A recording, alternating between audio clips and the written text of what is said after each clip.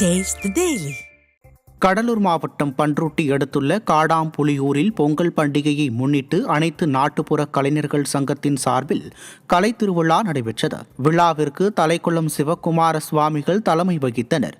முன்னதாக காடாம்புலியூர் சக்தி மாரியம்மன் கோவிலில் இருந்த இசை வாத்தியங்கள் முழங்க நாட்டுப்புற கலைஞர்கள் அங்காளம்மன், காளியம்மன் போன்ற வேடம் அணிந்து அசத்தல் நடனமாடி சென்றனர். விழாவில் பங்கேற்ற நாட்டுப்புற கலைஞர்கள் தங்களை போன்ற கலைஞர்களுக்கு அரசு நிதி உதவி அளித்து அழிந்து வரும் நாட்டுப்புற கலைகளை காப்பாற்ற வேண்டும் என கோரிக்கை வைத்தனர்.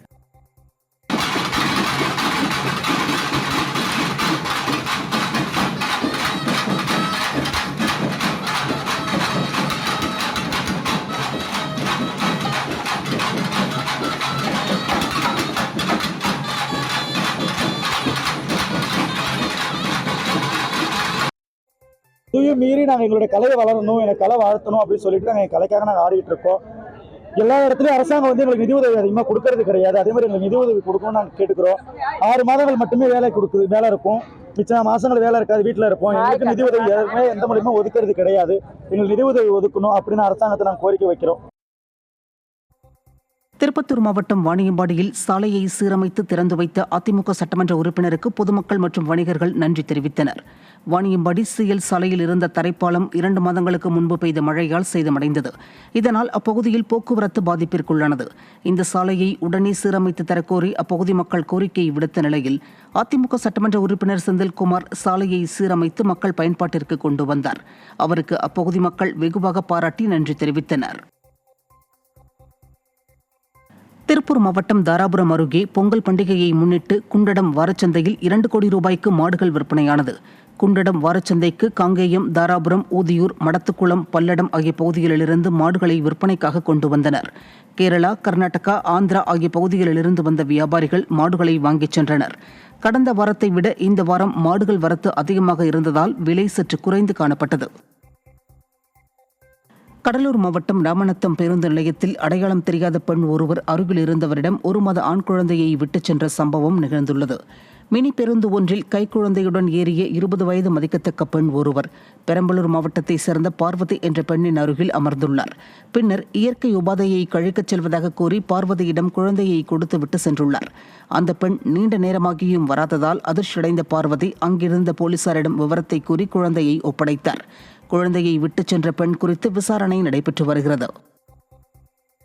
போகி பண்டிகையையொட்டி காஞ்சிபுரம் மாவட்டத்தில் உள்ள மக்கள் பழைய பொருட்களை எரித்தும் சிறுவர்கள் மேளங்கள் இசைத்தும் போகி பண்டிகையை கொண்டாடினர்.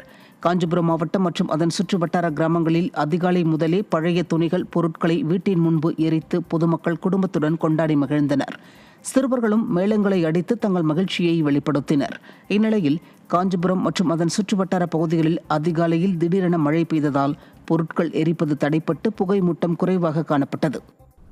ராணிப்பேட்டை மாவட்டம் சோளிங்கரில் கோயில் அருகே நிறுவப்பட்ட பெருமாள் சிலையை அகற்ற முற்பட்டதை எதிர்த்த பொதுமக்களை காவல்துறையினர் குண்டுக்கட்டாக கைது செய்து அராஜகத்தில் ஈடுபட்ட சம்பவம் பரபரப்பை ஏற்படுத்தியது.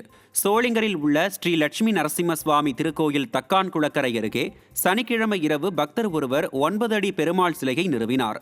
உரிய ஆவணமின்றி இங்கு சிலை வைக்கக்கூடாது என கூறி அறநிலையத்துறை அதிகாரிகள் இந்த பெருமாள் சிலையை எடுக்க முற்பட்டனர்.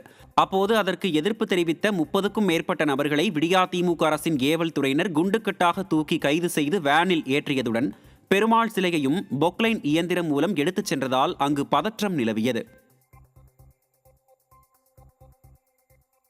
கோவை மாவட்டம் கருமத்தப்பட்டி பகுதியில் இளைஞர்கள் வாழ்வை சீரழிக்கும் கஞ்சா பொருட்களை விற்றதாக ஒருவர் சிக்கினார். கனியூர் பெருமாள் கோவில் அருகே கஞ்சாவை விற்பனைக்காக வைத்திருந்த கோவை ஒண்டிப்புதூர் பகுதியைச் சேர்ந்த சுருளி என்ற சுரேந்திரன் பிடிபட்டார். அவரிடம் இருந்து 1 கிலோ 300 கிராம் எடை உள்ள கஞ்சா பறிமுதல் செய்யப்பட்டது. மக்கள் விரோத திமுக ஆட்சியில் சரளமாக புழங்கும் கஞ்சா போதையால் சட்டம் ஒழுங்கு சீர்கெட்டுள்ளது. நீலகிரி மாவட்டம் உதகையில் நிலவும் இதமான காலநிலையை விடுமுறை தினத்தை ஒட்டி சுற்றுலா பயணிகள் ரசித்து அனுபவித்தனர்.